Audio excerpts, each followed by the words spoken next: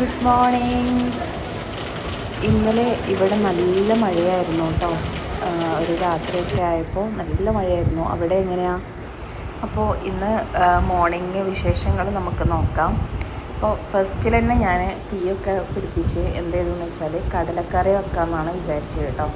അപ്പോൾ കുക്കറിൽ കടല കഴുകിയിട്ട് അതിലോട്ട് ഉപ്പും മഞ്ഞളും മല്ലിപ്പൊടിയും കുറച്ച് ഗരം മസാലയും കൂടി ഇട്ടിട്ട് പിന്നെ നമുക്കൊരു ലേശം വെളുത്തുള്ളിയും പിന്നെ പച്ചമുളകും ഇഞ്ചിയും കുറച്ച് സവാളയും കൂടി അരിഞ്ഞിട്ട് അതിലോട്ട് ചേർക്കാം കേട്ടോ. അത്രയേ ഉള്ളൂ. അപ്പോൾ അത് ചേർത്തിട്ട് ഞാൻ ഫസ്റ്റിൽ തന്നെ കുക്കറൊക്കെ അടുപ്പത്ത് വെച്ചിട്ടുണ്ട് കേട്ടോ. എന്നിട്ട് അത് ചൂടായി വരുമ്പോഴേക്കും ഇങ്ങനെ അരിഞ്ഞ് ഓരോന്ന് ഇട്ടാൽ മതിയല്ലോ. അപ്പോൾ അടുപ്പൊന്ന് ചൂടായിട്ട് വരും ചെയ്യും. പിന്നെ കുക്കറിലാണോ അടുപ്പിലാണോ കുക്കർ വെക്കണമെന്ന് ചോദിച്ചാൽ ഞാൻ അടുപ്പത്ത് കുക്കർ വെക്കാറുണ്ട് കേട്ടോ.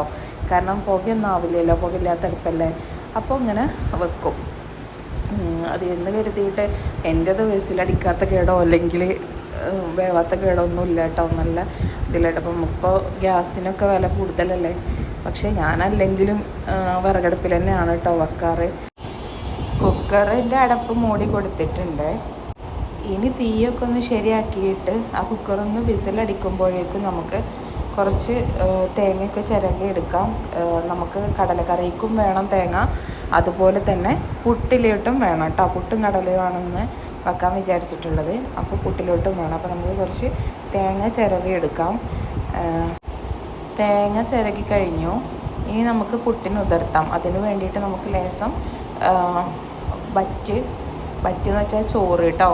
ചോറും അതിലോട്ട് ലേശം ഉപ്പൊക്കെ ഇട്ടിട്ട് നമുക്ക് അതൊന്ന് ഉതിർത്തെടുക്കാം. ചോറ് മിക്സിയിലിട്ട് അടിക്കണം കേട്ടോ. അപ്പോൾ നമ്മൾ അടുപ്പിൽ കുക്കർ വെച്ചിട്ടുണ്ട്. ആവിയടുപ്പത്ത് ചായക്കും വെള്ളം വെച്ചിട്ടുണ്ട് കേട്ടോ.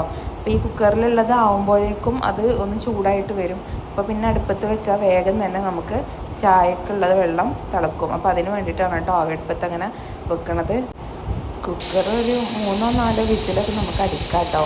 എന്നിട്ട് നമ്മൾ എന്ത് ചെയ്യാം, അത് ഒന്നെങ്കിൽ നമുക്കത് ആവിയടുപ്പത്ത് മാറ്റി വെക്കാം, എന്നിട്ട് ചായക്ക് വെള്ളം വെക്കാം. അതല്ലെങ്കിൽ പുറത്ത് വെച്ചാലും കുഴപ്പമൊന്നുമില്ല, അത് വെന്തിട്ടുണ്ടാവും കേട്ടോ.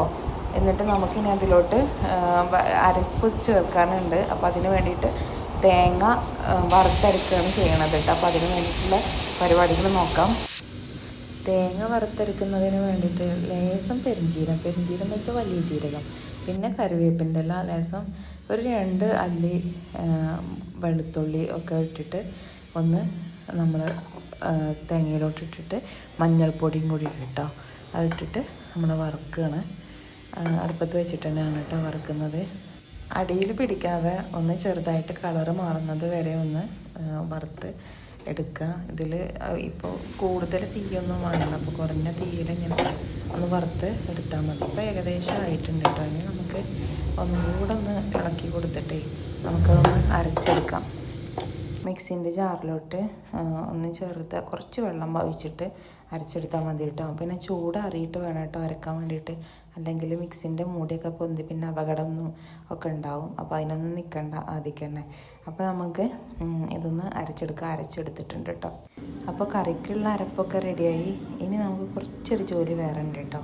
ഞാൻ എയർ ഫ്രയറിൽ ഇന്നലത്തെ ബിരിയാണി ചൂടാക്കുന്നുണ്ട് കേട്ടോ. അപ്പോൾ അത് ഏകദേശം അതിൻ്റെ ഇടയിൽ വെച്ചിട്ടുണ്ടായിരുന്നു.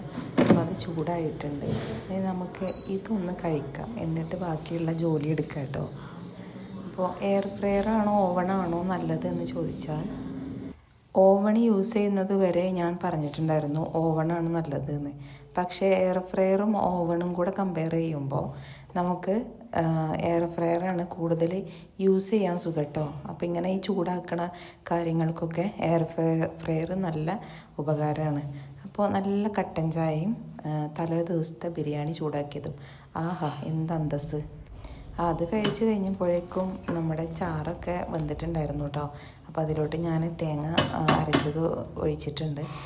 ഇനി ഇത് നമുക്ക് താളിച്ചെടുക്കാം കേട്ടോ. അതിന് വേണ്ടിയിട്ട് അടുപ്പത്ത് വെച്ചിട്ടുണ്ട് ചീനച്ചട്ടി. അതിലോട്ട് ലേശം വെളിച്ചെണ്ണ ഒഴിച്ചിട്ടുണ്ട്. ഇനി കടുകും അതുപോലെ വറ്റൽമുളകും പിന്നെ കറിവേപ്പിൻ്റെ ഇലയും അത്ര മാത്രമേ ഇടുന്നുള്ളൂ കേട്ടോ. എന്നിട്ട് ഞാനതൊന്ന് താളിച്ചും കൂടെ എടുക്കുന്നുണ്ട്. അപ്പോൾ കൂടുതൽ ടേസ്റ്റി ആവും, കാണാനും തന്നെ നല്ല ഭംഗിയാവും കേട്ടോ. അപ്പോഴേക്കും കുട്ടികൾ മധുരമൊക്കെ ഇട്ട് വന്നിട്ടുണ്ടായിരുന്നു കേട്ടോ. അപ്പോൾ അവരുടെ കഥകളൊക്കെ പറയായിരുന്നു. വഴിയിൽ കണ്ട കഥകളൊക്കെ പറയായിരുന്നു. അതൊരു നായി ചത്തടുത്തുണ്ട്. ആര് എന്ത് മുമ്പിൽ എന്ത് പൂച്ചേ കണ്ടെത്തിയത് നായി എല്ലാം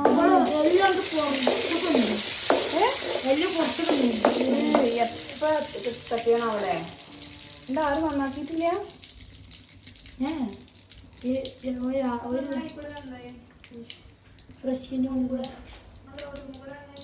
സൈഡിൽ കൂടെ തരിക. ഇനി നമുക്ക് കറി ഇതിലോട്ട് ഒഴിക്കാം.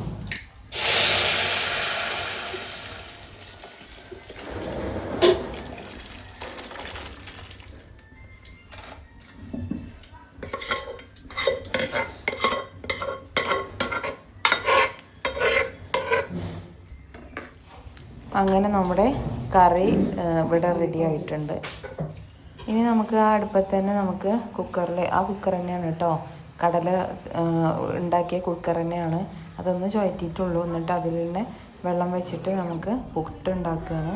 അപ്പോൾ നമ്മൾ ഒരു കുറ്റി പുട്ട് ചുട്ടിട്ടുണ്ട്. ഇനി അടുത്തത് അങ്ങനെ ചുടട്ടെ. പുട്ടെല്ലാം ചുട്ടതിന് ശേഷം ഞാൻ അടുപ്പത്ത് വെള്ളം വെച്ചിട്ടുണ്ടായിരുന്നു കേട്ടോ, ആവടുപ്പത്ത് വെച്ചിട്ടുള്ള. അത് ഏകദേശം തിളക്കൽ തുടങ്ങിയിട്ടുണ്ട്. അപ്പോൾ പിന്നെ ഞാൻ പൊടി ഇട്ടിട്ടുണ്ട് കേട്ടോ. ഇനി അതൊന്ന് മാറ്റി വെക്കട്ടെ. ഇത്രയും ആയപ്പോൾ തന്നെ നമ്മുടെ വീഡിയോ കുറേ ലെങ്തായി. ഇനി ബാക്കി അടുത്ത വീഡിയോയിൽ. അപ്പോൾ താങ്ക് യു.